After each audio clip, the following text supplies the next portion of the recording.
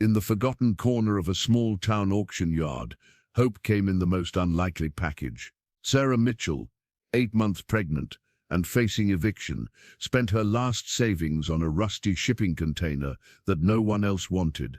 With calloused hands and a stubborn spirit, she saw possibility where others saw junk.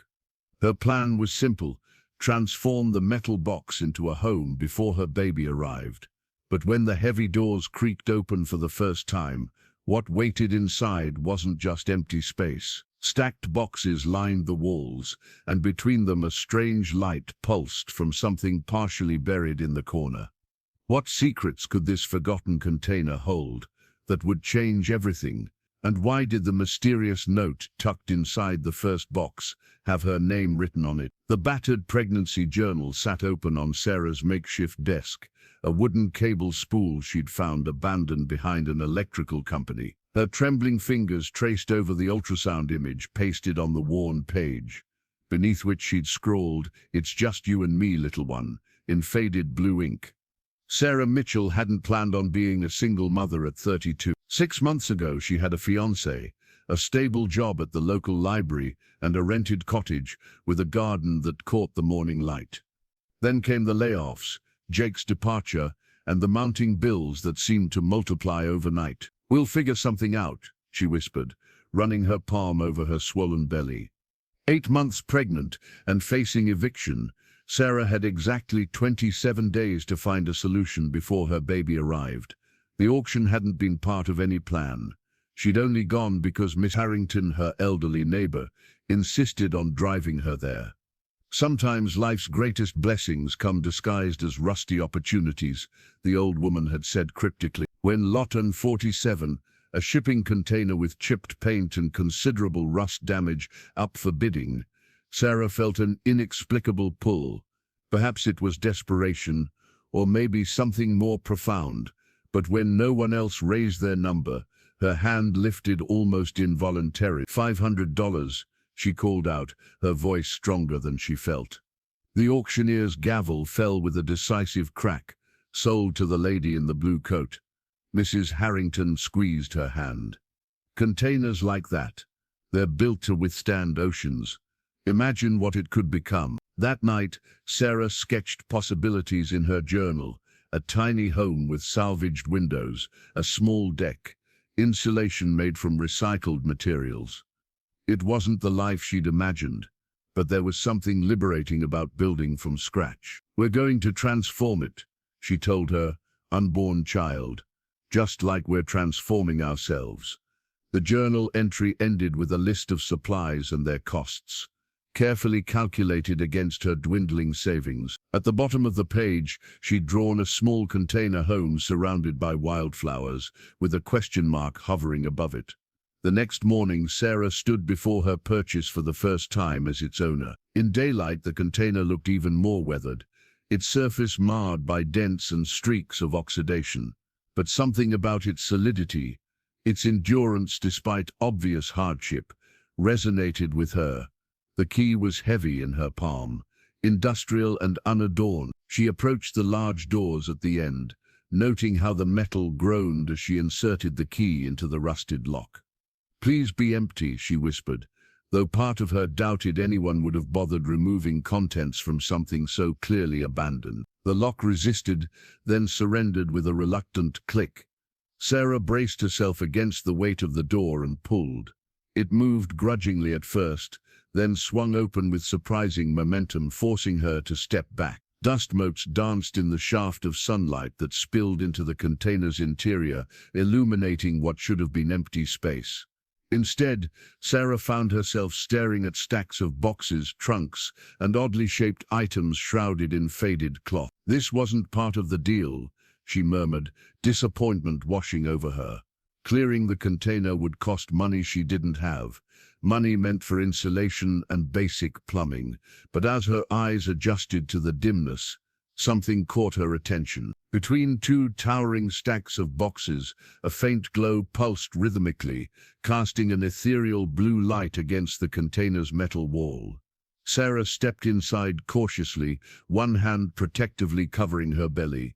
The pregnancy journal had fallen from her coat pocket, landing open at her feet. As she bent awkwardly to retrieve it, her gaze fell upon a small box that had been disturbed by the door's movement.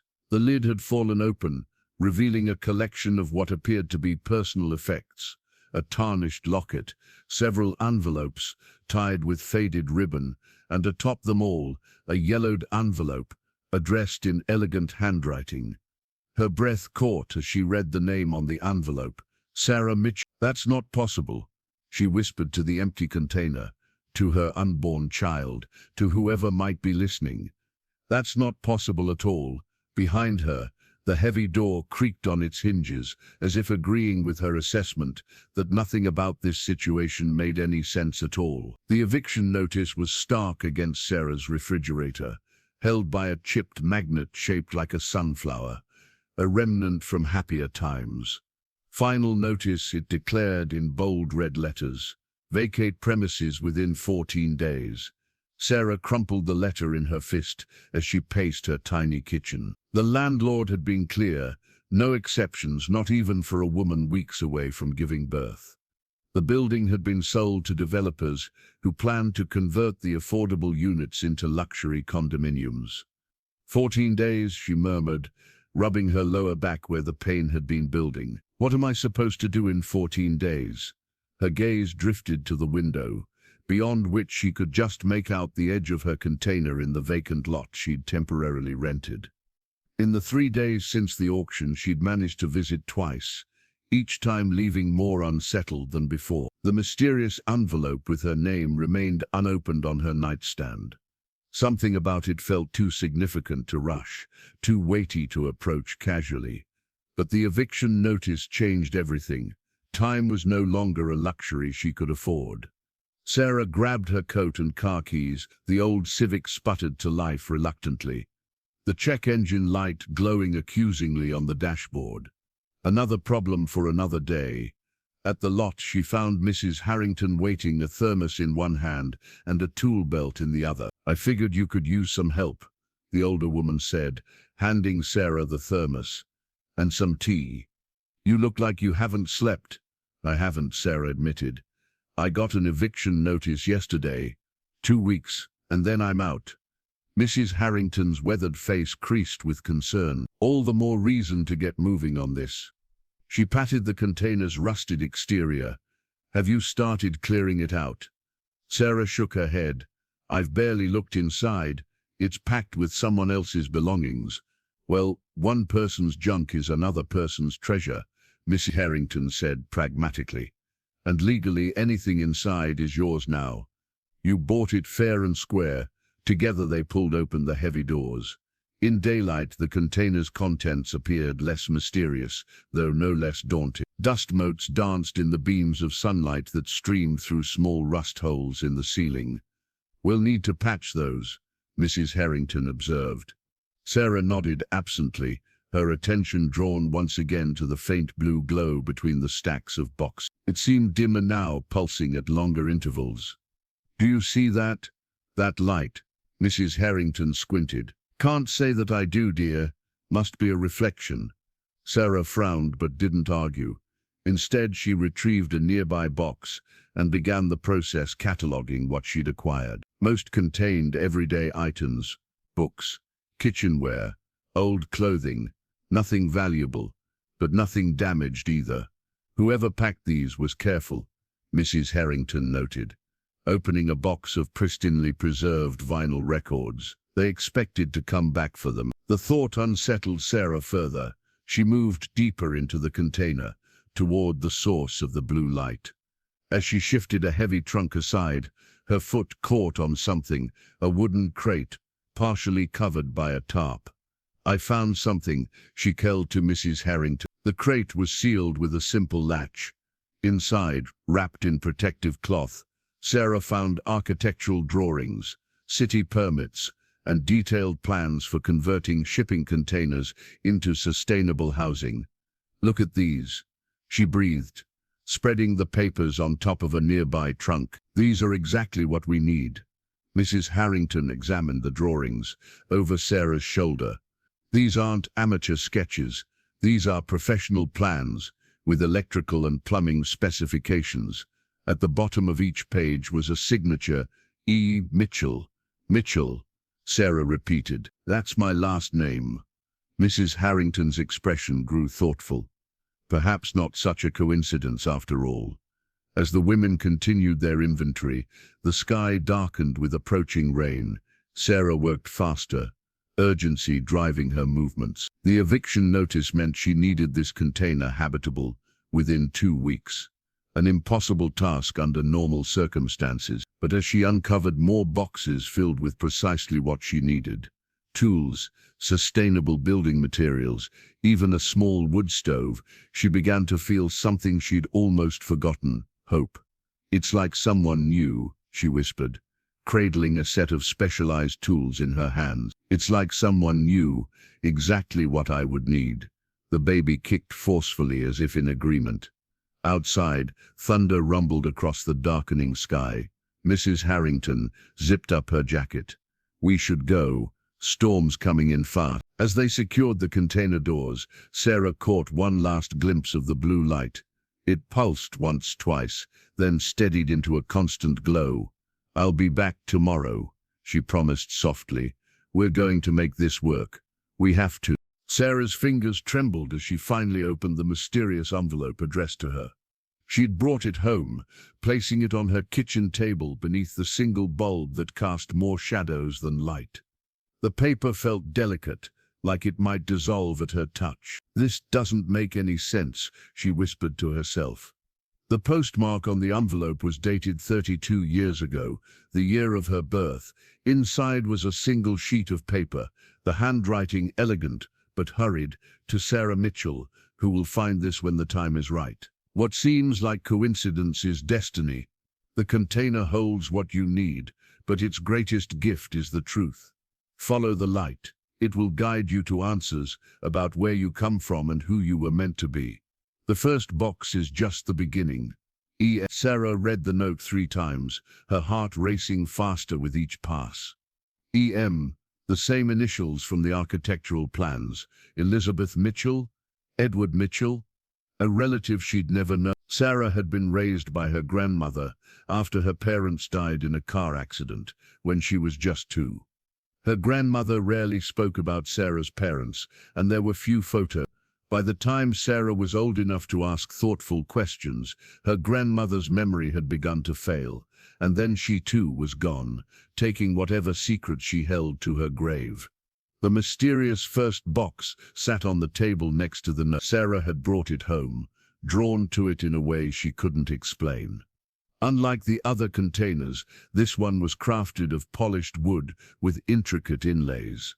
A small brass plate on the lid read, "Beginning." Inside, nestled in velvet, she found a collection of items that made her breath catch: a silver baby rattle with her initials engraved on the handle, a hospital bracelet bearing her birth date and name, and a lock of baby hair tied with blue ribbon. Beneath these lay a leather-bound journal and several photographs. Sarah lifted out the first photo, studying it carefully. A young woman with Sarah's same wavy auburn hair stood beside a tall, bearded man. Between them they held a newborn. On the back, written in the same elegant script as the letter, Elizabeth, Thomas and baby Sarah, May 1993. These are my parents, Sarah realized, tears welling. Her grandmother had only ever shown her one faded photo. But there was something off about the image. The woman, Elizabeth, looked too young to be her mother. The sound of her doorbell startled Sarah from her contemplation. Through the peephole she saw Mrs. Harrington holding a covered dish. "Thought you might need dinner," the older woman said when Sarah opened the door. Her eyes immediately fell on the open box. "You brought one home. It has my name on it," Sarah explained, showing Mrs. Harrington the envelope and its contents. Miss Harrington settled into a chair, examining the letter carefully. "E.M., she murmured. "And you say there were architectural plans with the same initials?" Sarah nodded, unconsciously resting her hand on her belly. The baby was active tonight, perhaps sensing her agitation. "May I?" Harrington asked, gesturing to the journal from the box. Sarah handed it over, watching as the older woman carefully turned the fragile pages. Inside were sketches of container homes, notes about sustainable living, and detailed entries about a project called Legacy. Elizabeth was an architect, Mrs. Harrington read from one entry, specializing in sustainable housing solutions. Your father was an environmental engineer. They were pioneers, decades ahead of their time. Sarah stared at the photo again. But these people are too young to be my parents. If this woman was pregnant with me in 1993, she'd be in her 20s here. My mother was nearly 40 when I was born. At least that's what my grandmother told me. Mrs. Harrington's expression grew cautious. Sarah, have you ever seen your birth certificate? Of course, Sarah replied automatically, then hesitated. Actually, no. Grandmother said it was lost in a move. They sat in silence, the implications hanging between them like a physical presence. The light, Sarah said suddenly. The letter mentions following the light. I need to go back to the container. Mrs. Harrington glanced at her watch. It's nearly 9. Can't it wait until morning? But Sarah was already reaching for her coat. The eviction notice gives me less than 2 weeks now. I don't have time to wait. As she gathered the box and its contents, the baby kicked forcefully, as if in agreement. Be careful, Mrs. Harrington cautioned, and call me when you get there. I don't like the idea of you in that lot alone at night. Sarah nodded, though her mind was already elsewhere with the mysterious blue light and the promise of answers about who she truly was. The container loomed like a shadow against the night sky, its rusted surface gleaming dully under the security light Sarah had installed that afternoon. She approached cautiously, one hand protectively cradling her belly, the other gripping a flashlight whose beam bounced erratically with each step. I'm being ridiculous, she murmured to herself. It's just an old shipping container. But the letter's words echoed in her mind. Follow the light. And deep inside she knew this was no ordinary container. Something was calling her here, something connected to her past, her identity, and perhaps even her child's future. The padlock clicked open, and Sarah heaved against the heavy door. It swung more easily tonight, as if the container itself was eager for her return. Inside, darkness pressed around her flashlight beam, the stacks of boxes creating looming silhouettes. But there, between 2 tall columns of crates, the blue light pulsed steadily, stronger than before, illuminating its immediate surroundings with an ethereal glow. Sarah moved toward it, picking her way carefully through the maze of belongings. As she drew closer, she saw that the light emanated from what appeared to be a small device, partially buried beneath a canvas tarp. With trembling fingers she pulled the tarp away, revealing a metallic sphere about the size of a softball. Its surface was etched with intricate patterns that shifted and moved as she watched, like living hieroglyphics. The blue light seeped from these patterns, casting strange shadows that danced across the container walls. "What are you?" Sarah whispered, reaching out hesitantly. When her fingers made contact with the cool metal, the sphere responded immediately.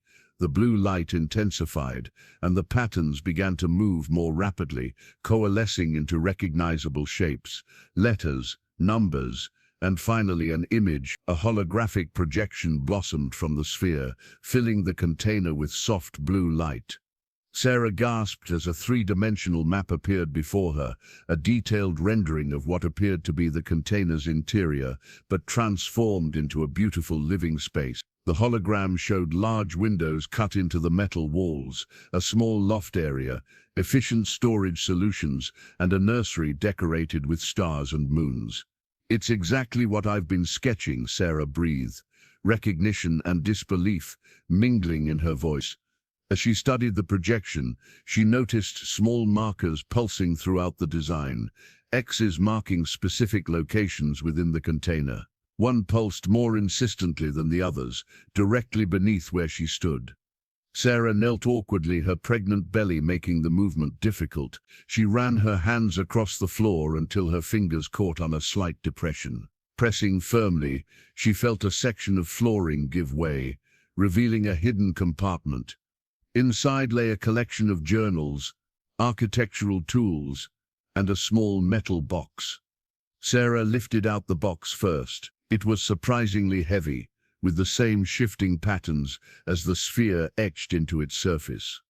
When she opened it, light spilled out, not blue this time, but a warm golden glow that seemed to reach for her, tendrils of light curling around her fingers like a living thing. "Oh," she gasped, nearly dropping the box in surprise.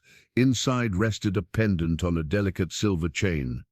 The pendant itself was a complex geometric shape that seemed to shift slightly when she wasn't looking directly at it. At its center was a stone unlike any Sarah had seen, transparent yet filled with moving colors that reminded her of the northern lights she'd once seen in a documentary. As she lifted the necklace, the holographic blueprint flickered and changed, showing the pendant being placed within a specially designed nook in the container home, right beside the area designated as the nursery. "It's some kind of energy source," Sarah realized, remembering how Thomas, the man in the photo, possibly her father, had been an environmental engineer. Had he created this? Was this what they had been working on together? The baby kicked forcefully as if responding to the pendant's glow.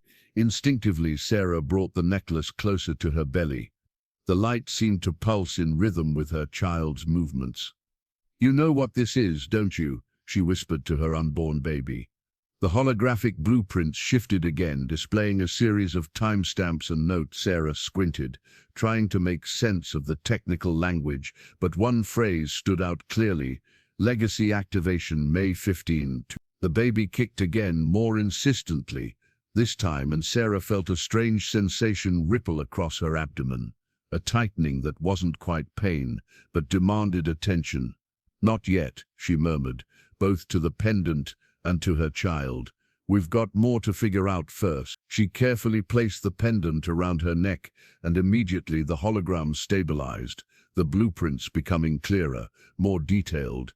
A countdown appeared in one corner. Morning light filtered through Sarah's apartment windows as she spread the contents of another box across her kitchen table. She hadn't slept. After discovering the pendant and holographic blueprints, she'd brought home several more containers from the shipping container, determined to uncover the full story. The pendant hung around her neck, occasionally pulsing with gentle light. Sarah found its weight comforting, like an old friend keeping watch. Her hand frequently strayed to it as she worked, especially when the baby moved. "Let's see what else your grandparents left for us," she murmured to her unborn child, carefully lifting an old photo album from a weathered cardboard box. The album's leather cover was cracked with age, but still beautiful, with intricate designs that matched the patterns on the pen. Inside, Sarah found herself staring at a history she'd never known existed. The first photograph showed a much younger version of the couple from the previous picture, Elizabeth and Thomas Mitchell, standing before a massive research facility. The caption read, "Quantum Sustainable Living Project, Day 1 night." Sarah traced her fingers over their faces. Elizabeth had the same high cheekbones and determined set to her jaw that Sarah saw in her own mirror. Thomas had kind eyes that crinkled at the corners, suggesting he laughed often. "Why didn't grandmother ever tell me about you?" Sarah whispered. She turned the page to find a series of photos documenting the construction of experimental homes, small, efficient living spaces that looked decades ahead of their time. Several featured shipping containers transformed into beautiful dwellings, complete with solar arrays and garden spaces. In one image, Elizabeth stood proudly beside a container home nearly identical to the one in the holographic blueprints, her hand resting on a slightly rounded belly. The caption, "Home Prototype, Sherton 7 and Baby Makes 3, 1993. Sarah's breath caught. The timeline matched her birth year. Further into the album, the photos grew more technical. Thomas and Elizabeth in laboratory settings, working with strange equipment. Several images showed earlier versions of the glowing sphere and pendant. Notes in the margins referenced ambient energy conversion and quantum resonance. Then abruptly, the photos changed tone. News clippings appeared, headlines declaring experimental energy project faces government shutdown, and Mitchell research deemed potential security risk. The final pages contained fewer images and more hastily scribbled notes. The last photo showed Elizabeth and Thomas standing before the very shipping container Sarah had purchased. Their expressions solemn, but determined. The caption simply read, "Insurance Policy 1993. Sarah closed the album, her mind racing. These people, her parents, had created something revolutionary, something powerful enough to frighten the authorities. And they had hidden it away in a container that somehow they knew would eventually find its way to her. The pendant pulsed warmly against her skin, as if confirming her thought. A knock at the door startled her. Mrs. Harrington stood outside, concern etched on her weathered face. "You never called last night," the older woman said, stepping inside. "I was worried." "I'm sorry," Sarah replied, gesturing to the table covered in photographs and journals. "I got caught up in all this." Mrs. Harrington picked up the album, flipping through it with careful hands. Her expression remained neutral, but Sarah noticed a tension in her shoulders that hadn't been there before.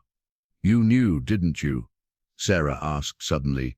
"You knew about the container, about my parents?" Mrs. Harrington sighed, setting the album down gently. "Not everything, but yes, I knew Elizabeth and Thomas Mitchell." "Why didn't you tell me?" "Because it wasn't time yet." Mrs. Harrington's eyes fell on the pendant. "I see you found." Sarah's hand instinctively covered the pendant. "What is it exactly?" "The technology in these photos, the blueprints, that strange sphere, none of it seems possible, especially not 30 years ago." "Your parents were visionaries," Mrs. Harrington said simply. "They understood energy in ways most scientists still don't. They created a power source that was completely clean, completely sustainable, and completely free. And dangerous? To certain interests? Absolutely." Mrs. Harrington's expression hardened. "Oil companies, utility corporations, government agencies with their own agendas." Sarah shook her head, overwhelmed. "But why hide it all? Why not just take it with them? And where did they go?" Mrs. Harrington's face softened with sadness. "That's a longer conversation, dear. One we should have, but not now." She gestured to the window. "Right now there's a truck outside waiting to move your container to the property I've arranged." "Property? What property?" 6 acres just outside town," Mrs. Harrington said with a small smile. "Land that's been waiting for you, just like that container. It's time to build what your parents started." The pendant glowed brightly, as if in agreement. The small plot of land outside town was beautiful, rolling meadows bordered by a stream, and a stand of ancient oaks. Sarah stood at its center, watching as a crane carefully positioned her container on the concrete pad that Mrs. Harrington had somehow arranged to have poured overnight. "This is all happening so fast," Sarah said, her hand resting on her belly. "Yesterday I was being evicted, and today I own land." Mrs. Harrington handed Sarah a thick envelope. "Not just any land. Your parents bought this property 30 years ago, then placed it in a trust that would transfer to you on your 32nd birthday, which was last month," Sarah murmured, opening the envelope to find the deed bearing her name. "The timing isn't coincidental," Mrs. Harrington said. "Nothing about this is." As the container settled onto its foundation with a resonant thud, Sarah felt the pendant warm against her skin. She'd spent the previous night reading through the stack of handwritten letters she'd found in another box, correspondence between Elizabeth and Thomas, spanning years of research and love. In these letters, Sarah said, they mentioned someone called Margaret. They trusted her to be their contingency plan. She studied Mrs. Harrington's face carefully. "That's you, isn't it? Margaret Harrington." The older woman nodded, her eyes misting slightly. "I was your mother's closest friend and your father's research partner. We developed the initial theories together at MIT. But you let me believe you were just my neighbor, I've been watching over you your whole life, Sarah. Your grandmother didn't approve of your parents' work, thought it was dangerous, reckless. She made me promise to keep their research secret until you were ready. Sarah ran her fingers over the engraved patterns on the pendant. Ready for what exactly? Before Mrs. Harrington could answer, the pendant pulsed brightly. Inside the container, the blue light of the sphere flared in response, visible even through the closed doors. "It's activating," Mrs. Harrington whispered, awe and concern mingling in her voice. Earlier than expected, they approached the container together, Sarah unlocking the doors with hands that trembled slightly. Inside, the sphere hovered a few inches above the floor, its blue light casting long shadows. The holographic blueprint had expanded, now filling the entire container with glowing schematics. "It's responding to the land," Mrs. Harrington explained, stepping carefully around the projection. "This property has specific geological features, a natural electromagnetic field that amplifies the device's capabilities." "The letters mentioned something called quantum resonance," Sarah said, watching as the hologram adjusted itself, measurements and calculations scrolling rapidly through the air. "Your parents discovered that certain energy patterns exist in everything, patterns that can be harnessed, amplified, even shaped." Mrs. Harrington gestured to the pendant. "That stone is the control key, tuned specifically to your genetic frequency." Sarah's hand instinctively covered the pendant. "My genetic frequency?" Mrs. Harrington hesitated. "There's something you need to understand about your birth, Sarah." She reached into her pocket and withdrew a small bundle of letters tied with faded ribbon. "Unlike the others, these were addressed to my dearest daughter. Your mother wrote these in the final months," Mrs. Harrington said softly, placing them in Sarah's hands. "When she knew she wouldn't be there to explain things herself." Sarah untied the ribbon with trembling fingers and unfolded the first letter. "My dearest Sarah," it began in Elizabeth's now familiar handwriting. "If you're reading this, then Margaret has kept her promise. The container has found its way to you, and you're about to bring the next generation into our legacy." Sarah looked up sharply. "She knew I would be pregnant." Mrs. Harrington shook her head. "Keep reading. What your father and I created was more than sustainable energy. It was a new way of understanding life itself. The patterns that allow our device to harness ambient energy are the same patterns that exist in our DNA, in the stars, in the spaces between thought. We discovered that these patterns could be programmed, could carry information across time." Sarah read the next lines twice, her heart pounding. "You, my darling daughter, are part of this pattern. You weren't conceived conventionally. Your father and I used our research to imprint our genetic material with specific resonance patterns, patterns that would activate when you reached maturity and conceived a child of your own. The pendant you now wear contains the key to this activation. It's attuned to both you and your unborn child, creating a 3-generation quantum link." The baby kicked forcefully, as if responding to the words. The pendant glowed brighter, and the sphere's light pulsed in perfect synchronization. "I don't understand," Sarah whispered, one hand on her belly, the other clutching the letter. "What does this mean?" "It means," Mrs. Harrington said gently, "that your child is the culmination of your parents' life's work, a new kind of human consciousness, one that can perceive and manipulate energy patterns directly." Sarah stared at the hovering sphere, the holographic blueprints, and the glowing pendant. "A new kind of consciousness," she repeated softly, "a legacy of life." Night had fallen by the time Sarah finished reading all of her mother's letters. She sat on an overturned crate inside the container, surrounded by the gentle blue glow of the sphere and the holographic blueprints that seemed to shift and adjust themselves continuously. Margaret, Sarah still struggled to think of her as anything but Mrs. Harrington, had gone to gather supplies, leaving Sarah alone with her thoughts and the strange technology that was apparently her birthright. "This is a lot to process," she told her unborn child, her hand absently stroking her belly. Apparently your grandmother was a quantum physicist who created impossible technology, and your grandfather was an environmental engineer who found a way to harness energy from everywhere. She sighed, and I'm not entirely human, and neither are you. The baby responded with a series of kicks, stronger than before. The pendant pulsed in time with each movement. Sarah reached for another box she hadn't yet explored. A small wooden chest with intricate inlays that matched the patterns on the pendant.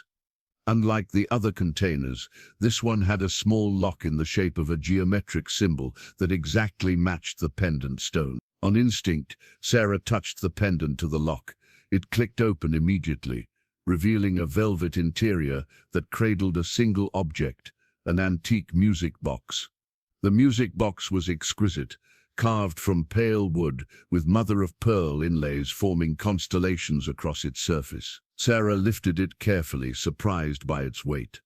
When she opened the lid, a familiar melody began to play, a lullaby she remembered from her earliest childhood, though she couldn't recall who had sung it to her. As the gentle notes filled the container, the holographic blueprints responded, shifting to display a nursery design. The sphere's light softened to a warmer hue, and the pendant at Sarah's throat hummed in harmony with the music. I know this song, Sarah whispered, memories washing over her. Had her grandmother sung it, or had it been Elizabeth in the brief time they'd had together? The melody completed its cycle, then began again. This time, Sarah noticed something unusual. Beneath the music was a pattern of soft clicks and whirs, almost like a code. The holographic display responded, lines of text appearing alongside the nursery blueprint. Calibration sequence initiated. Genetic resonance pattern recognized. Mitchell, Sarah E. Secondary pattern detected. Mitchell, designation pending. Temporal alignment 90. Sarah's scientific knowledge was limited to basic biology courses from college, but she understood enough to recognize that something was scanning her and her baby.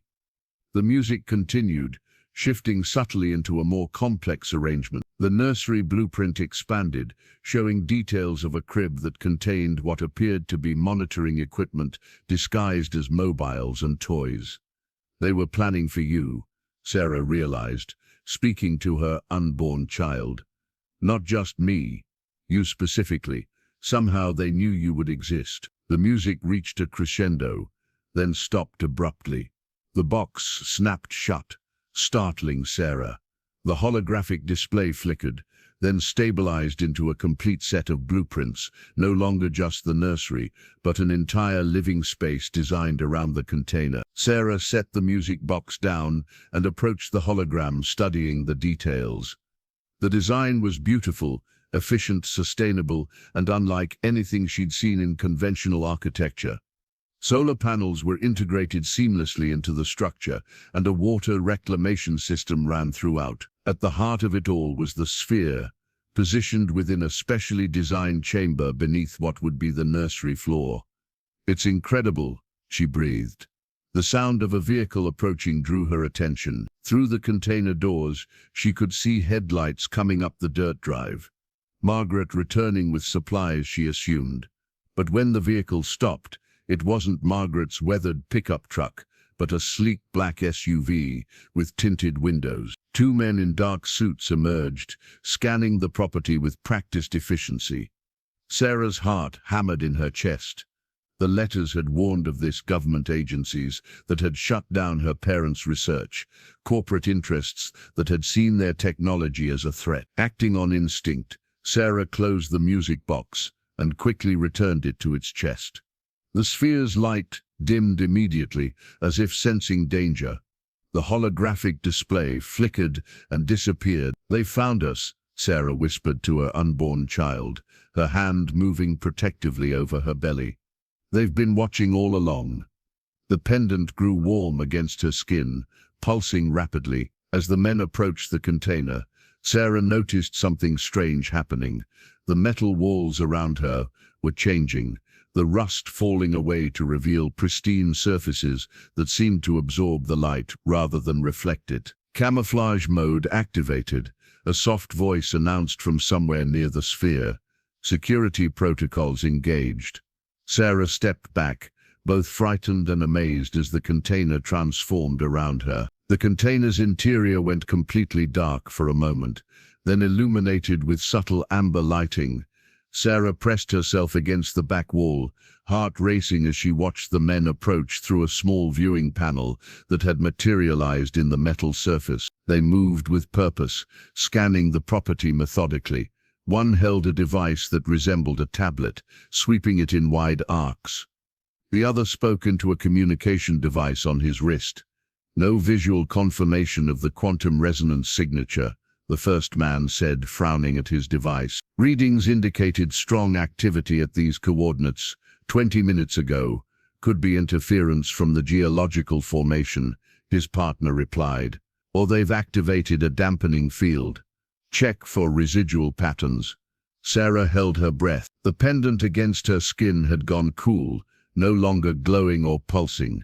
Even the sphere, which had been constantly active since she'd discovered it, now sat dormant, a dull metal ball resting on the container floor.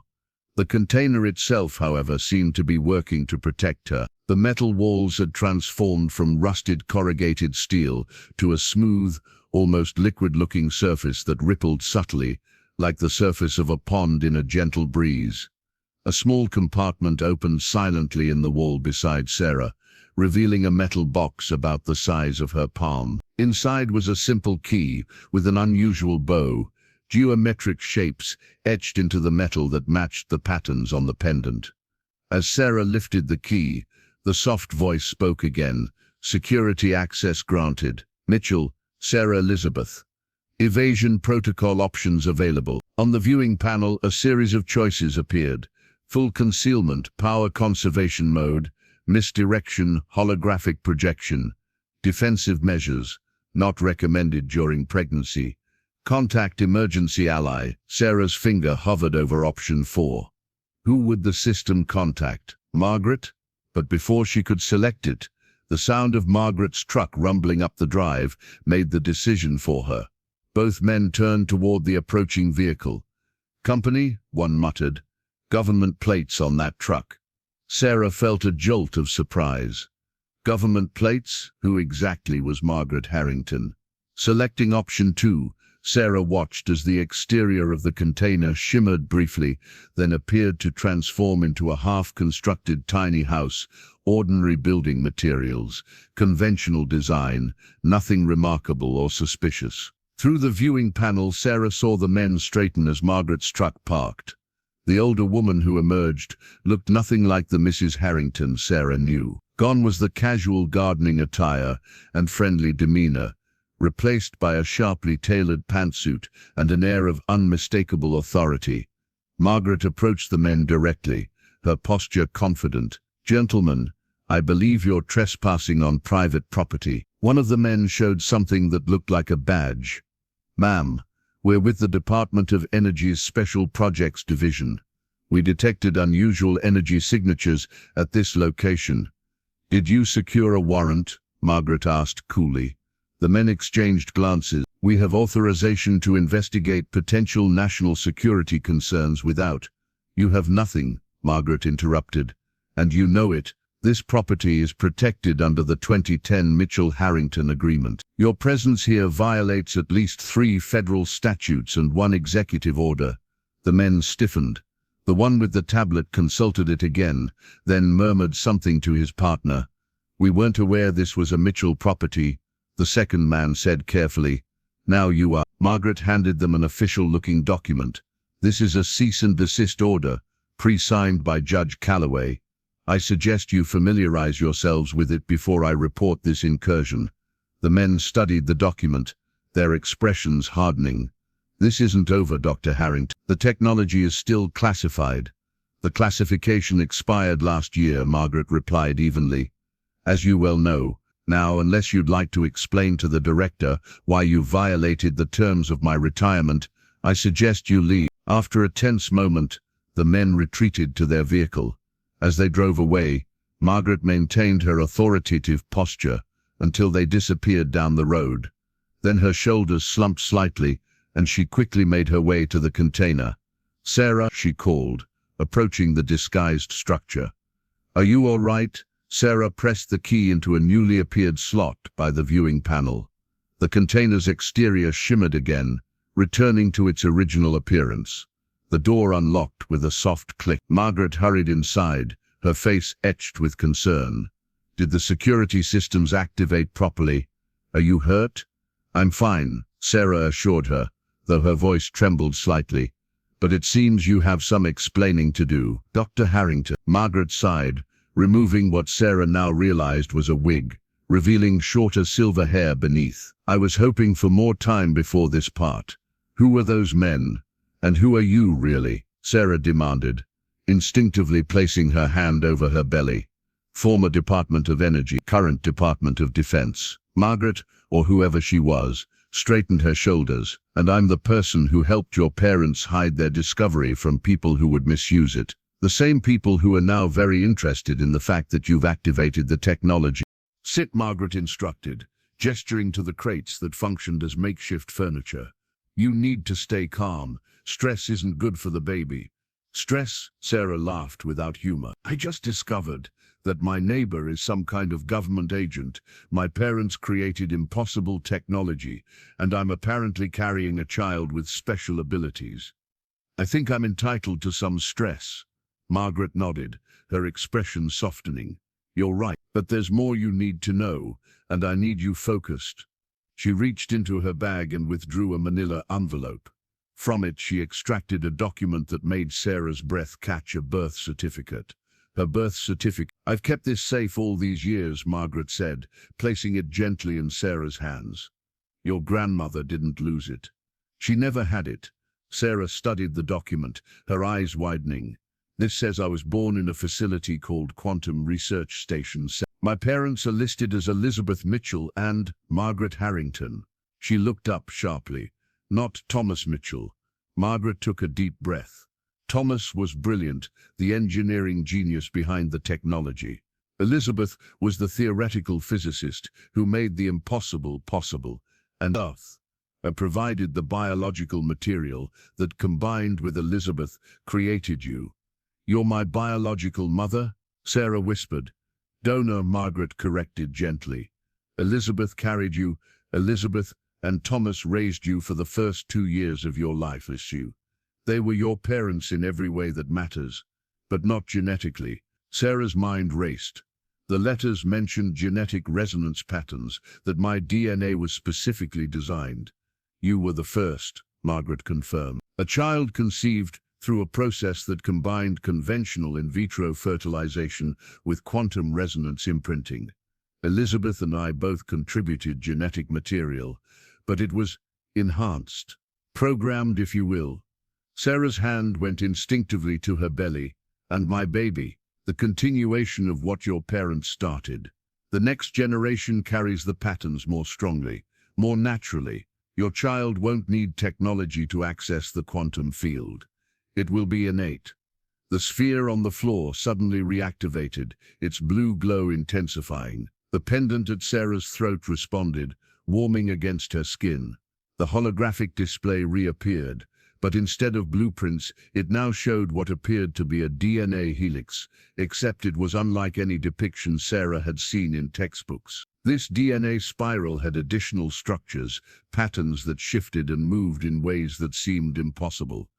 "That's your child's genetic structure," Margaret explained. "The additions you see are the quantum resonance markers, the ability to perceive and interact with energy patterns at the subatomic level." Sarah stared at the display, mesmerized and terrified. "Is it safe for the baby?" "Yes," Margaret assured her. "Your parents spent years ensuring the modifications were stable and beneficial. Your pregnancy is progressing normally, isn't it?" "No complications," Sarah nodded slowly. "Perfect health at every checkup. The doctor says she's never seen such ideal readings." "She?" Margaret's eyes softened. "I found out last month," Sarah admitted. "I'm having a girl." Margaret smiled, the first genuine expression Sarah had seen since the revelation of her true identity. "Elizabeth would be pleased. She always wanted a granddaughter. The moment of warmth was interrupted by a series of rapid beeps from the sphere. The holographic display changed, showing what appeared to be a radar screen with several blinking dots approaching their location. "They're coming back," Margaret said, instantly alert. And in greater number. She moved to the container doors, securing them with the key Sarah had found. "The camouflage won't fool them twice. They'll have better scanning equipment this time." "What do we do?" Sarah asked, trying to keep her voice steady. Margaret turned to the sphere. "System, initiate protocol Firefly." The sphere pulsed acknowledgement, and the container's interior reconfigured itself. Walls shifted, creating a small living space with a narrow bed, rudimentary kitchen, and bathroom facilities. The technology, the sphere, the holographic projectors disappeared into hidden compartments. "This was always the contingency plan," Margaret explained, helping Sarah to the bed. "If they ever tracked down the technology, the container would convert to a livable space, a place where you could safely continue the pregnancy to term." "You mean hide?" Sarah said, realization dawning. "Until the baby is born. Until you're both strong enough." Margaret corrected. "The agents who just left work for people who would use this technology for purposes your parents fought against. Military applications. Corporate control. Your child represents something they've sought for 30 years. A living connection to the quantum field." She handed Sarah a file that had materialized from a hidden compartment. Inside was a comprehensive dossier, complete with photographs and security clearance information. "Your father wasn't just an environmental engineer," Margaret said quietly. "Before he met your mother, before he dedicated himself to sustainable energy, Thomas Mitchell designed weapons that make nuclear bombs look like firecrackers. That's why they never stopped looking for his work." Dawn broke over the property, casting long shadows across the transformed container. From the outside, it now resembled nothing more than a partially constructed tiny home, mundane building materials, conventional design. Nothing that would attract attention. Inside, Sarah pored over the architectural plans that had materialized from another hidden compartment. These weren't holographic projections, but actual blueprints, detailed technical drawings showing how the container could transform into different configurations. "It's remarkable," she murmured, tracing the intricate designs with her fingertip. "Dad really thought of everything." After the revelation about her parentage, Sarah had spent a sleepless night processing what it meant. Thomas Mitchell wasn't her biological father, but he had raised her, loved her, and created all this to protect her. Biology seemed less important in the face of such dedication. Margaret entered from the small bathroom, toweling her hair. The container's camouflage systems had created a fully functional living space overnight, compact but comfortable, with running water, electricity, and even climate control, all powered by the mysterious sphere that now hummed quietly beneath the floorboards. "The plans indicate multiple configurations," Margaret observed, looking over Sarah's shoulder. "Defense, mobility, even submersion capabilities." "Submersion?" Sarah looked up, startled. "This container can go underwater." "Your father was thorough," Margaret said with a small smile. "He wanted to ensure you had options, no matter what happened." Sarah turned back to the blueprints, noting the detailed specifications for waterproofing, oxygen recycling, and pressure compensation. Other pages showed configurations for extreme weather, desert conditions, even mountainous terrain. He built this to go anywhere, Sarah realized, to adapt to any environment. That was always the goal of their research, Margaret explained, settling into a chair opposite Sarah, to create living spaces that could exist in harmony with any environment, drawing energy from their surroundings without depleting resources. Sarah studied a particularly complex drawing that showed the container's walls constructed of multiple layers, conventional materials on the outside, but increasingly sophisticated composites within. "These materials," she said, tapping a notation, "I don't recognize them. Most don't exist in the commercial market," Margaret confirmed. "Your parents developed them specifically for this project." The outer layer appears ordinary, but the inner layers can absorb, redirect, or generate energy as needed. Sarah ran her hand along the nearest wall, feeling its subtle warmth. It's alive, in a way. Responsive, certainly. The whole structure is integrated with the sphere, what your parents called the quantum core.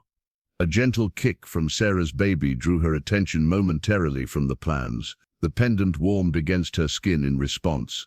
She's active this morning, Sarah observed, placing her hand on her belly. Margaret's expression softened. May I? Sarah nodded, and Margaret placed her hand gently beside Sarah's, feeling the baby's movements. Something shifted in the older woman's demeanor, a tenderness that cut through her professional exterior. Elizabeth would be amazed, Margaret said softly. 3 generations of Mitchell women, all connected to the quantum field. It's exactly what she hoped for. What happened to them? Sarah asked, the question she'd been avoiding since discovering the truth. My parents, Elizabeth and Thomas. You said they raised me for 2 years. What happened? Margaret withdrew her hand, her expression clouding. That's a difficult story, and not entirely mine to tell. She reached for another compartment, retrieving a small data drive. They left this for you.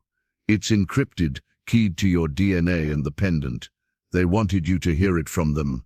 Before Sarah could respond, the sphere beneath the floorboards pulsed urgently. A hidden panel in the wall slid open, revealing a small screen displaying security footage of the property perimeter. 3 black SUVs had parked at the end of the driveway, and uniformed personnel were deploying in a practiced formation. They're here, Margaret said grimly, moving quickly to another panel. Earlier than I expected. The men from yesterday.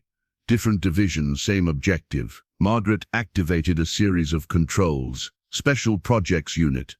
They handle recovery of sensitive technology. The container hummed, its walls seeming to thicken as defense systems engaged. The architectural plans on the table updated themselves automatically, displaying the current configuration and available options. We have 3 choices, Margaret explained, pointing to the plan. We can stay and hide. The camouflage might hold if they don't have quantum resonance scanners. We can engage active defenses, not recommended with your pregnancy, or we can relocate. Relocate? You mean move the entire container, now?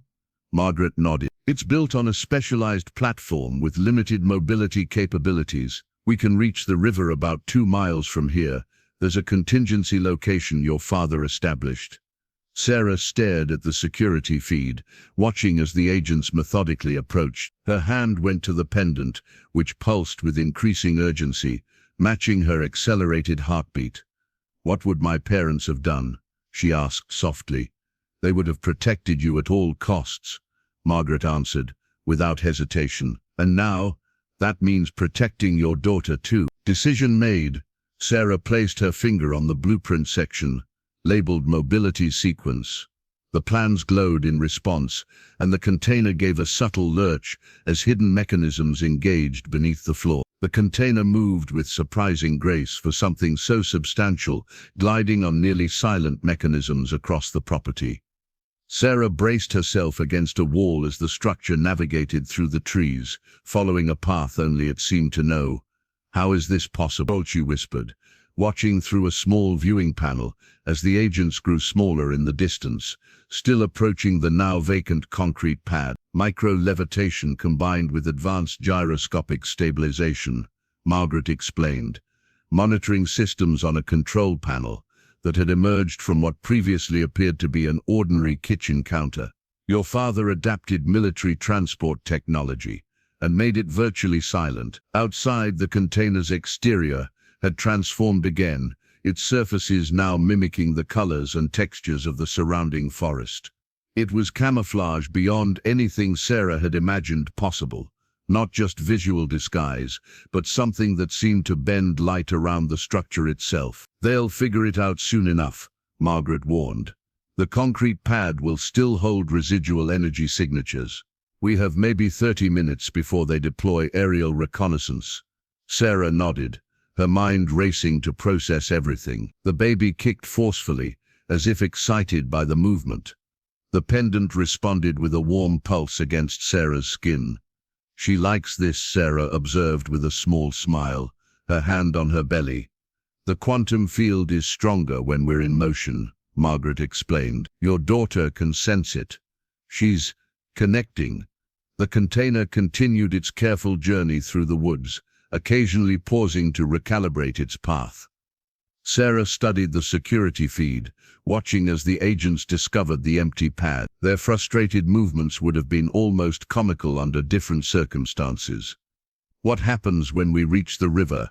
Sarah asked, returning her attention to the architectural plans still spread across the table. They had updated themselves to show the current configuration and trajectory.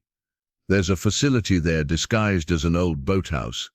It's been maintained automatically for the past 30 years, waiting for this contingency." "Another safe house," Margaret nodded. "But more than that, it's where your parents conducted the final phase of their research, the phase that led to your creation." The container gave a subtle lurch as it adjusted its course. Sarah steadied herself against the table, her fingers brushing against a legal document that had slipped from beneath the blueprints. Curious, she picked it up. It was a deed similar to the one for the land they'd just left, but for a much larger property. The listed owner made her breath catch. "Sarah Elizabeth Mitchell and heirs." "What's this?" she asked, showing the document to Margaret. The older woman smiled. "Another part of your inheritance. 200 acres along the river, including the facility we're heading to. Your parents established a trust that converted to your name on your 32nd birthday. I've owned all this land for a month without knowing it." Sarah shook her head in disbelief. "What else don't I know about?" "A significant trust fund, patents for over 40 technologies derived from the quantum research, and controlling interest in a private research foundation established in your name." Sarah stared at Margaret. "I'm rich?" "Extraordinarily so. But the money was never the point. Your parents ensured you'd have the resources to continue their work, or to hide from those who would misuse it." Margaret gestured to the deed. "The property is legally designated as a private ecological research preserve. It's protected by environmental regulations and multiple legal firewalls." The container slowed as they approached the river. Through the viewing panel, Sarah could see a weathered structure nestled among willows at the water's edge. An old boathouse that had clearly seen better days. "That's it?" Sarah asked skeptically. "Appearances are deceiving," Margaret replied with a small smile. "Something your parents excelled at." The container came to a stop beside the boathouse. For a moment nothing happened. Then the dilapidated structure's walls seemed to ripple, revealing a modernistic facility beneath the facade of decay.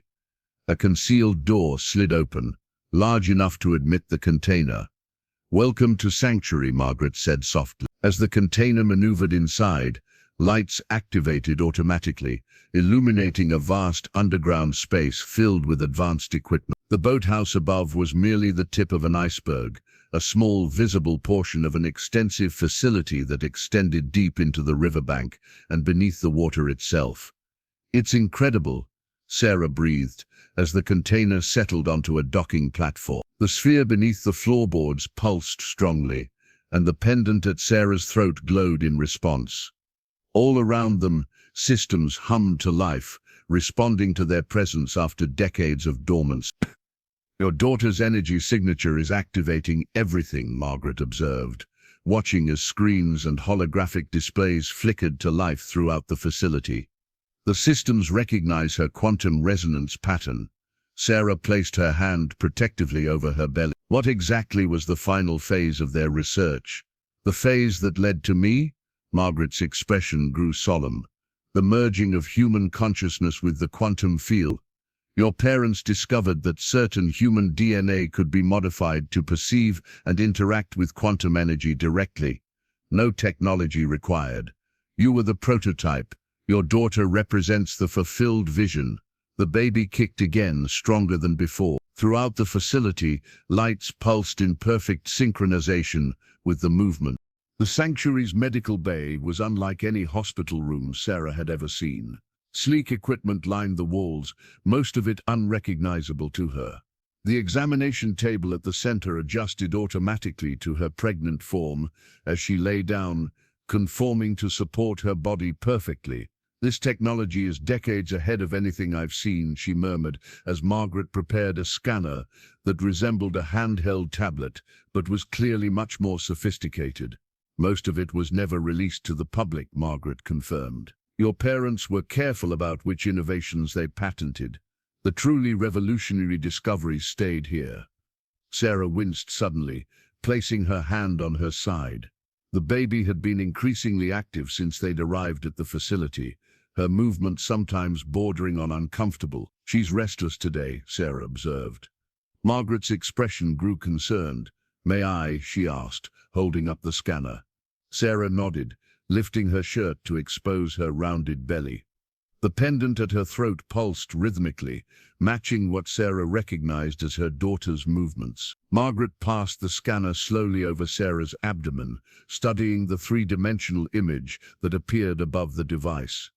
The holographic display showed the baby in astonishing detail, not just anatomical structures, but swirling patterns of light that surrounded the tiny form. "Is that normal?" Sarah asked, watching the dancing lights with a mixture of wonder and concern. "It's what we hoped for," Margaret replied softly. "Your daughter's neural patterns are already interacting with the quantum field." She adjusted the scanner, and the display zoomed in further. Text and measurements scrolled alongside the image, data that meant little to Sarah, but clearly concerned Margaret. "What's wrong?" Sarah asked, recognizing the subtle shift in the older woman's expression. Margaret hesitated. "The quantum resonance is stronger than projected. Your daughter's development is accelerated in certain areas, particularly brain activity and cellular energy processing." "Is that dangerous?" "Not necessarily, but..." Margaret set down the scanner and retrieved a file from a nearby cabinet. Inside were medical records, extensive documentation of Sarah's own fetal development and early childhood. "These were Elizabeth's notes on your development," Margaret explained. "You also showed accelerated patterns, but not to this degree. Your daughter's resonance is significantly more pronounced." Sarah studied the reports, understanding little of the technical language, but recognizing her mother's handwriting in the margins, neat annotations and calculations, occasionally punctuated with excited exclamation points. She was proud, Sarah realized, of me, of how I was developing. "Extraordinarily so," Margaret confirmed with a warm smile. "Elizabeth documented every milestone, every indication that the resonance patterning had been successful." Sarah continued flipping through the file until she reached a section labeled Concerns. Here Elizabeth's notes became more cautious, documenting what appeared to be complications. "What happened here?" Sarah asked, pointing to entries from when she would have been about 18 months old. Margaret's expression grew solemn. "That was when the first side effects appeared. You developed unusual sensitivities to light, to electromagnetic fields. You could sense things other children couldn't. It manifested as what appeared to be severe migraines and seizures." "I don't remember any of this." "The symptoms subsided eventually. Your parents developed a treatment, a way to temporarily dampen the quantum sensitivity until your brain matured enough to process the input." Sarah placed her hand protectively over her belly. "And my daughter, will she experience these complications too?" "Possibly, but we're better prepared now." Margaret retrieved another device from a nearby cabinet, a small disc shaped like a river stone, smooth and cool to the touch. "This is one of the treatments your parents developed. Creates a localized field that helps regulate quantum resonance without suppressing it entirely." Sarah accepted the stone, turning it over in her palm.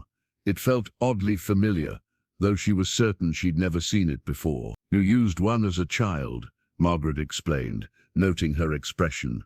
"You called it your special rock. It helped you sleep when the sensitivity was at its worst."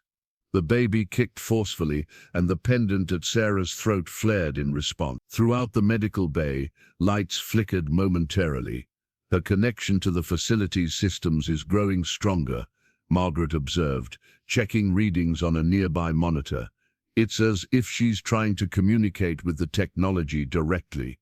Is that possible? Sarah asked, her scientific understanding stretched to its limits by everything she was learning. With this level of quantum resonance, yes, your parents theorized that a second-generation carrier, your child, would be able to interface with quantum systems instinctively, without technological mediation. Sarah placed the stone gently against her belly, where the baby's movements were most pronounced. Almost immediately, the frantic activity calmed to gentle nudges. "It works," she whispered. Margaret nodded, relief evident in her expression. "But it's temporary. The real challenge will come after she's born." The quantum sensitivity tends to spike dramatically during the first hours after birth. "How long do we have?" Sarah asked, suddenly aware of the calendar in her mind. "Before she arrives." Margaret checked the scanner readings again. "Based on these measurements, less than 2 weeks. Your daughter's development has accelerated. She's nearly full term already." Sarah inhaled sharply. 2 weeks? But my due date was an estimate, based on conventional prenatal development, Margaret completed gently. "Your daughter isn't conventional in any sense of the word." The sanctuary's central chamber was a perfect circle, its domed ceiling embedded with what appeared to be thousands of tiny lights that shifted and moved like stars. Sarah sat cross-legged at its center, the ancient medallion resting in her palms. It had been 3 days since their arrival, and each day brought new discoveries about her parents' work and her own unusual heritage.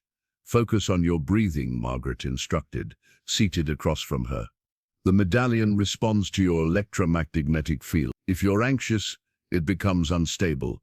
Sarah closed her eyes, working to slow her racing thoughts. The medallion, an artifact her father had discovered at an archaeological site in Peru, before she was born, was made of an unknown metal alloy that exhibited quantum properties similar to those her parents had been developing artificially. "They based their research on this, didn't they?" Sarah asked, feeling the medallion warm slightly in her hands. "They didn't invent quantum resonance technology. They found it," Margaret nodded. "The medallion proved that humans had harnessed quantum energy before, thousands of years ago. Thomas discovered it while consulting on a clean energy project. When he realized what it was, he changed the focus of his research entirely." Sarah opened her eyes, studying the intricate patterns etched into the medallion's surface. They resembled the designs on the pendant she wore, though more primitive in execution. "The civilization that created this, what happened to them?" "We don't know for certain," Margaret admitted. "Archaeological evidence suggests they were advanced beyond their time, but disappeared abruptly. Your parents believe they may have evolved beyond physical form, that mastery of quantum energy allowed them to transcend conventional existence."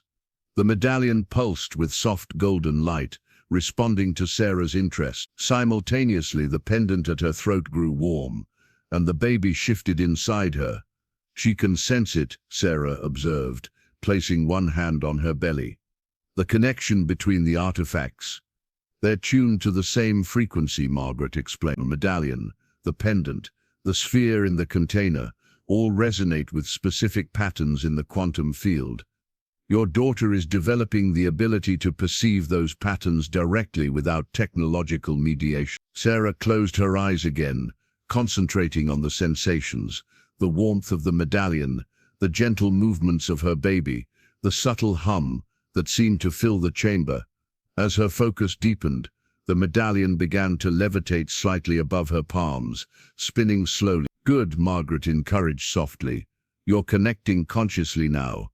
The room's lighting responded, the star-like points above pulsing in rhythm with the medallion's rotation. Sarah felt a strange sensation, as if her consciousness were expanding beyond the confines of her body, reaching out to touch the energy patterns around her. For a brief moment, she perceived the facility as a vast network of light and information, every system connected in an intricate dance of energy.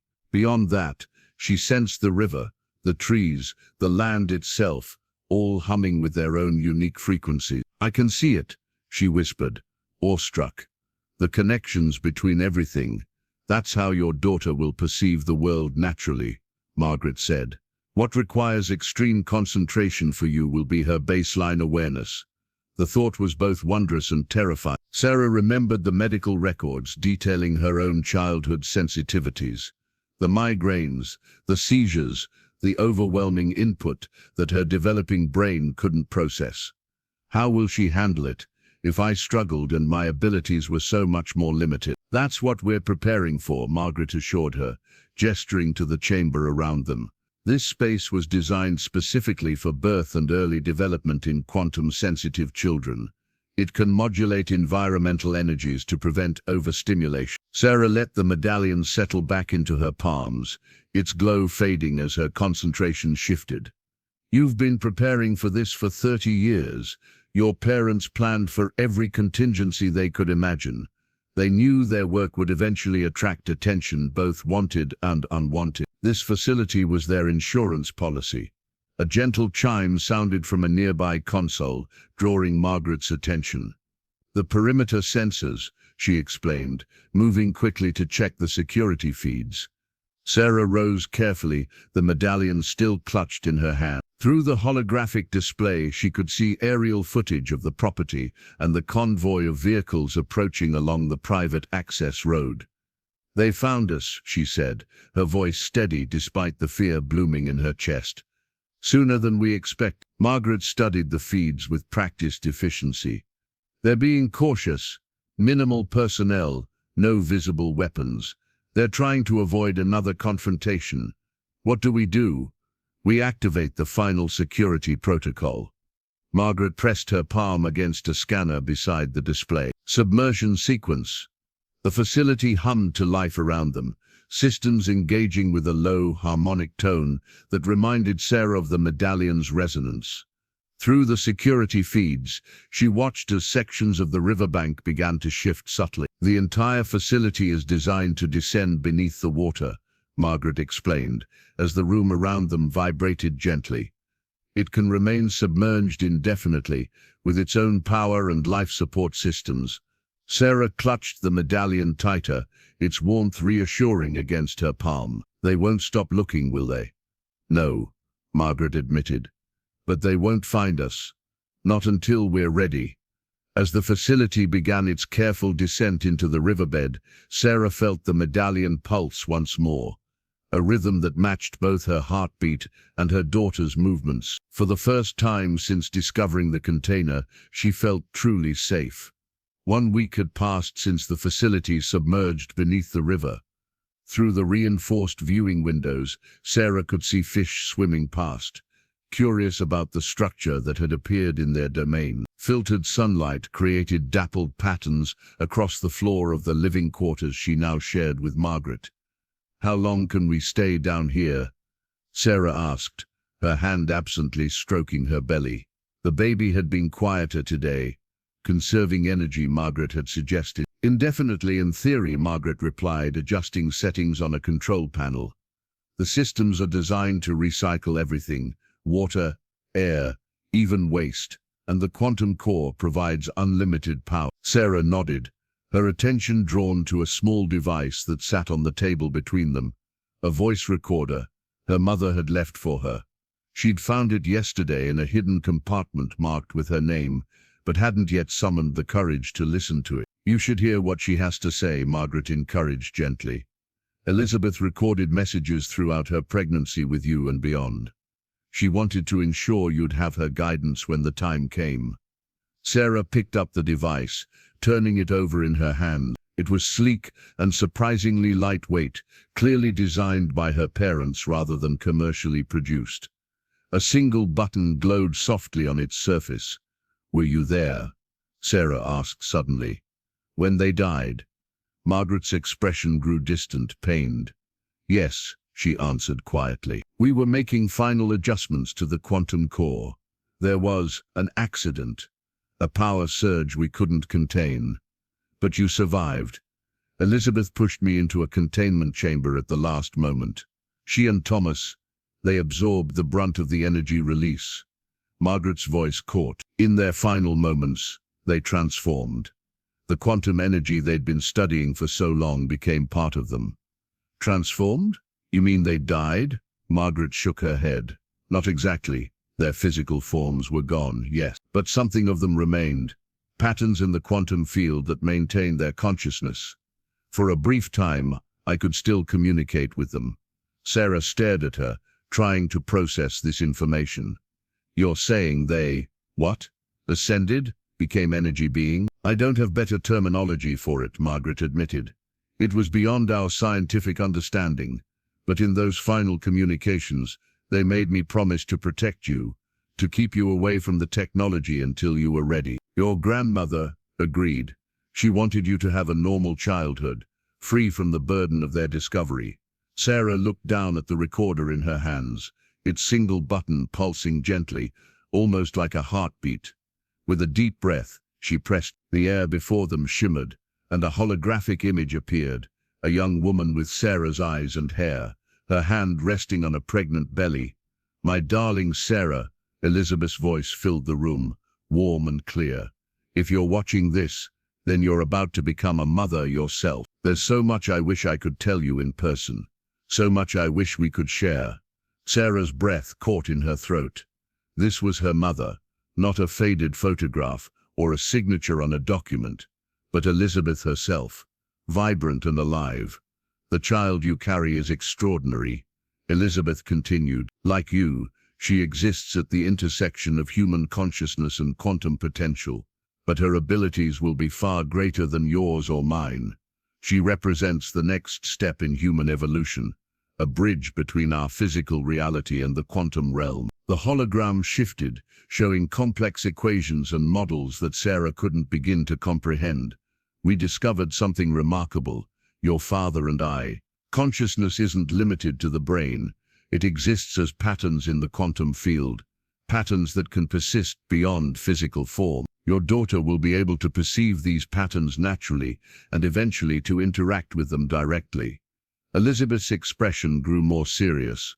There are those who will see her abilities as a threat, or worse, as a weapon to be exploited. The same people who tried to weaponize your father's early work will come for her. You must protect her until she's strong enough to protect herself. The hologram shifted again, showing Elizabeth in what Sarah recognized as the central chamber of the sanctuary. When the time comes, when she's ready to be born, bring her to the quantum chamber. The energy there will help stabilize her transition. It's where you were born, where the connection between mother and child is strengthened by the resonance patterns we've established. Elizabeth's image smiled, her eyes bright with unshed tears. I wish I could be there with you, my daughter, but know that in a way I am. The patterns that make up who I am still exist in the quantum field, still connected to you and to your child. The hologram flickered, then steadied as Elizabeth placed both hands on her pregnant belly, carrying Sarah herself. There's one more thing you should know. The pendant you wear isn't just a key to the technology. It's a conduit. In moments of great need, when your daughter's safety is at risk, it can amplify the connection between our consciousness and yours. Call for us, and we will answer. The image began to fade, but Elizabeth's voice remained clear. We love you, Sarah. We've always been with you, even when you couldn't see us, and we will always be there for our granddaughter. As the hologram disappeared, Sarah realized she was weeping, silent tears streaming down her face. Beside her, Margaret's eyes were similarly down. They're still here, Sarah whispered, her hand moving to the pendant at her throat. In some form, they're still watching over us. The pendant warmed against her skin, pulsing with gentle light, almost like an answer.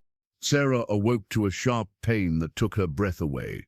She'd been sleeping in the quantum chamber, surrounded by the gentle hum of the facility's systems, when the first contraction hit. Margaret, she called out, her voice echoing in the circular room. The older woman appeared almost instantly, as if she'd been waiting nearby. One look at Sarah's face told her everything. It's time, Margaret said, already moving to activate the chamber's birthing protocols. Earlier than expected, but the readings show she's fully developed. Sarah nodded, grimacing as another contraction seized her. The pendant at her throat pulsed rapidly, matching her accelerated heartbeat. Throughout the chamber, the star-like lights in the ceiling responded. their patterns shifting to create a soothing, rhythmic glow. "The system is responding to your labor," Margaret explained, helping Sarah to the specialized birthing chair that had emerged from the chamber floor. "It will help regulate your quantum resonance and protect your daughter during transition." Sarah settled into the chair, which adjusted to cradle her body perfectly. "Will it hurt her?" "The sensitivity when she first experiences the world directly.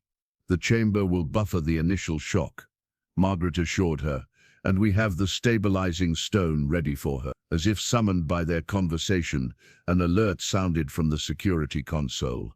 Margaret frowned, moving quickly to check the display. "What is it?" Sarah asked, between controlled breaths. "Movement on the surface. They've brought diving equipment." Margaret's expression hardened. "They must have detected the energy surge when the birthing protocols activated." Sarah closed her eyes, focusing on her breathing as her mother had instructed in the recordings she'd been studying all week. "How long before they reach us?" "Hours, maybe less." Margaret worked the controls with practiced efficiency. "But we're prepared for this. The facility's outer defenses will slow them considerably." Another contraction hit, stronger than before. Sarah gasped, instinctively reaching for the pen. As her fingers closed around it, something remarkable happened.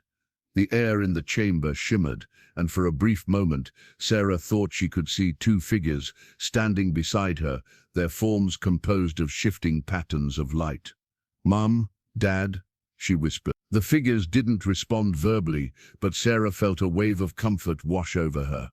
The pendant grew warm in her grasp, and the pain of the contraction receded to manageable levels. Margaret turned from the console, her eyes widening. "You've made contact," she said softly. "The quantum field is responding to your heightened emotional state." "I can almost see them," Sarah said, her voice filled with wonder despite her discomfort. "They're here with us." The shimmering figures remained for several moments, then gradually faded as the contraction passed. But something in the room had changed. The air felt charged, alive with potential. An urgent chime from the security system drew Margaret's attention again. "They've deployed some kind of quantum resonance scanner," she reported grimly. "They're homing in on our specific frequency." "Can they get in?" Sarah asked, bracing for another contraction. "Not easily, but they're persistent." Margaret activated a series of additional security protocols. The outer defenses are engaging now. On the security display, Sarah could see divers in advanced equipment approaching the submerged facility. As they neared the outer perimeter, the water around them began to swirl, creating powerful currents that pushed them back toward the surface. "Hydrokinetic defense system," Margaret explained with a small smile of satisfaction. "Your father's design, non-lethal, but extremely effective." The divers struggled against the manufactured currents, their progress halted for the moment. But on another section of the display, Sarah could see more boats arriving, more equipment being deployed. "They're not giving up," she observed, her hand protectively covering her belly. "No, but neither are we." Margaret finished her adjustments and returned to Sarah's side. "Now, focus on your daughter. The rest will wait." As if on cue, another contraction began. This one brought with it a new sensation, a pressure that signaled the baby's descent. "She's coming," Sarah gasped. Throughout the facility, systems responded to the imminent birth. The container that had brought them to the sanctuary detached from its docking station, its systems activating autonomously. The sphere inside it glowed brilliantly, pulsing in time with Sarah's contraction. In the central chamber, the medallion they'd been studying rose from its pedestal, spinning slowly in mid-air. The air shimmered again, the ghostly figures of Elizabeth and Thomas Mitchell appearing more distinctly now, their forms composed of intricate patterns of light. Outside, the water surrounding the facility began to glow with an ethereal blue light, visible even through the murky river. On the surface, the agents in their boats stared in confusion and growing concern as the entire river seemed to come alive with pulsing, swirling energy. Inside the quantum chamber, Sarah reached for Margaret's hand, drawing strength from the connection as another powerful contraction seized her. They're all gathering, Margaret said with quiet awe, looking around at the manifesting energy pattern. The quantum field, your parents, the technology all responding to this moment. To her, Sarah corrected, her eyes on the shimmering figures of her parents. They're coming for her. The pendant flared brightly, and a wave of energy rippled through the chamber. Throughout the facility, a cascade of letters and messages began appearing, digital communications from around the world, flooding in through systems that had been dormant for decades. Community support protocols activated, the facility's soft voice announced. Quantum network established. What's happening? Sarah asked between labored breaths.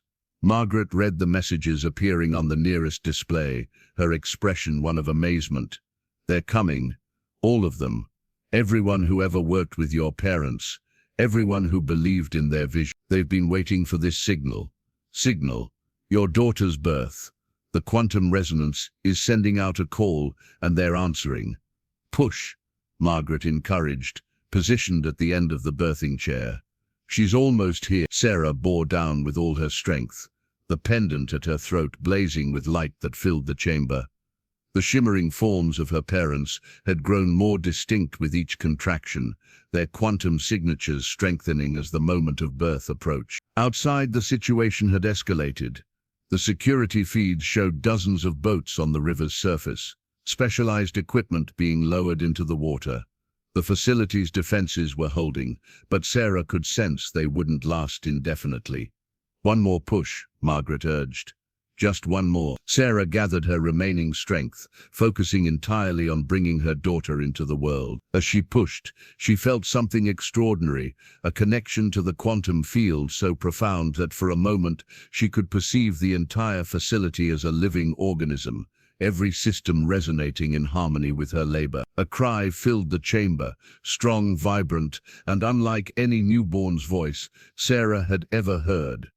It seemed to contain harmonics that made the very air vibrate with responsive energy. She's here, Margaret announced, tears streaming down her face as she lifted the infant. Oh, Sarah, she's perfect. The baby girl was indeed perfect. Tiny fingers and toes, a dusting of dark hair, and eyes that, when they opened briefly, showed an unusual iridescence, as if reflecting light that wasn't visibly present in the room. Margaret placed the newborn on Sarah's chest, and the contact triggered an immediate reaction. The pendant, the medallion, and the sphere in the distant container all pulsed with synchronized light. Throughout the facility, systems that had been dormant for decades activated, displays showing energy readings that exceeded all projected parameters. Hello, little one, Sarah whispered, cradling her daughter close. We've been waiting for you. As if in response, the baby girl opened her eyes fully. They were remarkable, shifting colors that seemed to contain galaxies of light. When she gazed at her mother, Sarah felt a connection beyond anything she'd experienced before, as if their consciousness touched directly through the quantum field. Nearby, the shimmering forms of Elizabeth and Thomas Mitchell grew more defined, their light patterns reaching out to envelop grandmother, mother, and child in a gentle luminescence. They're blessing her, Margaret said softly, watching the interaction with awe, connecting across the quantum field. Sarah felt it, a sensation of love and protection so profound it transcended physical reality. In that moment, she understood what her parents had discovered. Consciousness wasn't limited to the brain but existed as patterns in the quantum field itself, patterns that could persist and connect across time and space. The tender moment was interrupted by an urgent alarm from the security system. On the displays, Sarah could see specialized equipment cutting through the facility's outer defenses. They're breaking through, Margaret said grimly, moving quickly to the control systems. Sooner than expected, Sarah held her daughter closer, the protective instinct surging through her. What do we do? We have one option left, Margaret replied, activating a sequence on the main console. Your father called it Protocol Phoenix. Across the facility, systems began to reconfigure. The container that had started Sarah's journey detached completely from its moorings and began to glow with intensifying energy. What's happening? Sarah asked, watching as the container transformed, its outer shell becoming sleeker, more aerodynamic. Evolution, Margaret answered simply. The container was always more than it appeared, a vessel designed to transport you and your daughter to safety if all else failed. A soft chime indicated the completion of the transformation process. On the security feeds, Sarah could see that the government agents had breached the outer perimeter and were approaching the facility's main entrance. "It's time," Margaret said, helping Sarah to her feet, the newborn cradled carefully against her chest. "The umbilical connection has been safely secured, and the stabilizing stone is prepared for the baby." She handed Sarah a small handcrafted blanket, delicately embroidered with the same geometric patterns that appeared on the pendant and medallion. "This was made by your mother," Margaret explained as Sarah wrapped her daughter in it. "The patterns are quantum resonance stabilizers. They'll help your daughter adjust to the sensory input of the world." The baby cooed softly, her remarkable eyes taking in everything around her with an awareness that seemed impossible for a newborn. When the blanket settled around her, she calmed instantly, as if recognizing its protective function. "The container can take you to a sanctuary location," Margaret continued, guiding them toward a passage that had opened in the chamber wall. "Coordinates only your daughter can access, through her direct connection to the quantum field." "You're coming with us," Sarah insisted, clutching Margaret's arm. The older woman shook her head sadly. "Someone needs to stay behind, to ensure the facility's knowledge doesn't fall into the wrong hands." "I've been preparing for this moment for 30 years, Sarah." "But your daughter needs you," Margaret interrupted gently. "And the world needs what she represents. The next step in human consciousness, a bridge between physical reality and the quantum realm." A final alarm sounded. The facility's inner doors had been breached. Time had run out. Margaret embraced Sarah and the baby briefly, then stepped back. "Go, I'll handle things here."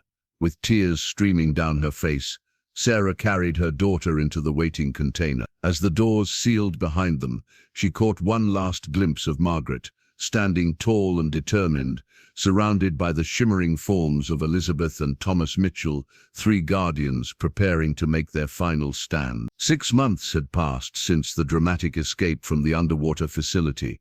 Sarah stood on the deck of her home, no longer recognizable as the rusty shipping container she'd purchased at auction. It had transformed into a beautiful, sustainable dwelling nestled in a remote mountain valley, its exterior blending harmoniously with the surrounding landscape. "Look, Ellie," she said softly to the infant cradled in her arms. The sunrise. Elizabeth Margaret Mitchell, Ellie to her mother, gazed at the horizon with her remarkable eyes, which shifted color with her moods and the energies around her. As the sun's first rays touched the valley, the baby made a delighted sound, and the pendant at Sarah's throat pulsed warmly in response. The home responded to subtle adjustments in lighting and temperature, systems anticipating needs before Sarah expressed them. It was alive in a way that conventional buildings could never be, attuned to its occupants through quantum resonance. 6 months of peace had allowed Sarah to understand what her daughter represented. Ellie was developing abilities that defied conventional explanation, sensing emotions and energies, influencing electronic systems with her presence, even manifesting small phenomena like tiny light displays that danced above her crib when she was particularly happy. The quantum resonance stone remained nearby, but Ellie rarely needed it now. She had adapted to the sensory input of the world with remarkable speed, her enhanced consciousness integrating experiences in ways that Sarah could only partly comprehend. "You're going to change everything," Sarah whispered, pressing a kiss to her daughter's forehead. A gentle chime from inside the house signaled an incoming communication. Sarah carried Ellie inside to the central living area, where a holographic display had outshitted.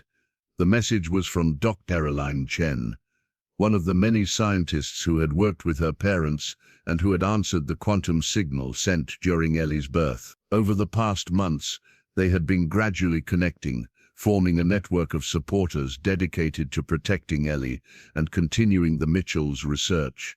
"Sarah," Dr. Chen's message began, her expression serious but hopeful. "We've confirmed that Margaret survived the facility incursion. She's being held at a research station in Colorado, but she's safe and being treated well. The agents who pursued you have been contained. Their superiors weren't pleased with the unauthorized operation. Sarah exhaled with relief. She'd feared the worst when they'd fled, leaving Margaret to face the intruders alone. More importantly, Dr. Chen continued, the highest levels of government have become aware of Ellie's existence.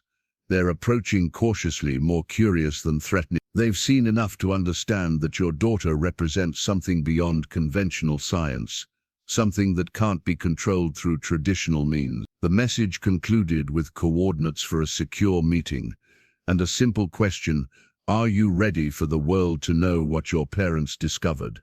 Sarah looked down at Ellie, who gazed back with eyes that seemed to understand everything. The baby reached up, her tiny fingers touching the pendant at her mother's throat. In response, the home systems displayed a series of energy patterns, communications from the quantum field itself. And there, within those patterns, Sarah could see the distinctive signatures she now recognized as her parents.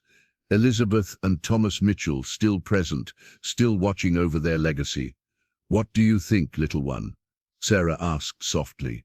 "Is it time to share what you can do, what you represent?" Ellie made a sound that wasn't quite a laugh, but contained the harmonic resonance that Sarah had come to associate with her daughter's unique form of communication. Throughout the house, systems responded, displaying projections of a potential future, communities built with the quantum technology, sustainable energy flowing freely, people connecting through the quantum field in ways that transcended conventional communication. It was the vision her parents had sacrificed everything for, a world transformed not by domination or exploitation, but by harmony and connection. Sarah typed a response to Dr. Chen: "We're ready, but on our terms." Outside, the valley seemed to shimmer slightly, the quantum field responding to the decision. Sarah carried Ellie back to the deck, watching as the sun fully emerged above the mountains. "Your grandparents would be so proud," she whispered to her daughter. "You're everything they hoped for." The pendant warmed against her skin, and for a moment, Sarah thought she could see two figures standing at the edge of the forest, composed not of flesh, but of light and energy, their forms shifting like the patterns in Ellie's eyes. The baby reached toward them, making that distinctive harmonic sound again. In response, the figures seemed to bow slightly before dissolving back into the quantum field that permeated everything.